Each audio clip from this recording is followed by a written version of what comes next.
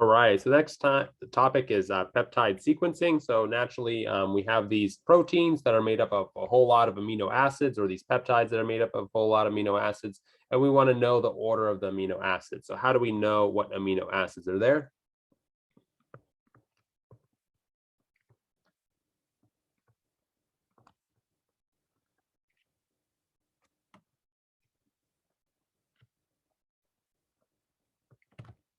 And so one thing we can do is what's known as the Edmond degradation.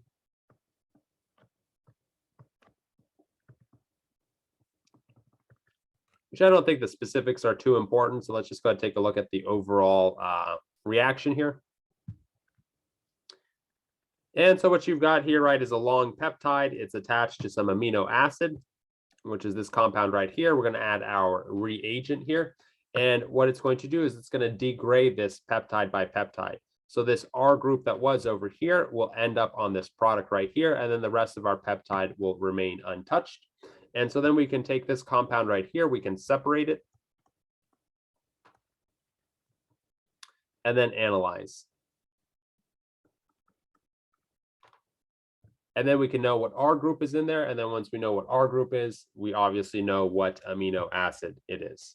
One of the issues with these is that it's kind of a pain to do on proteins or even larger peptides. And the issue there is with each reaction that you do, you're adding more and more byproducts. And there's so many amino acids within a protein. And so we have this buildup of byproducts. So one way to get around this is to use these peptidases.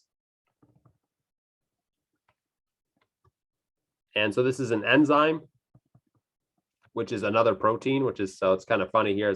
We're using a protein to act and cut up another protein.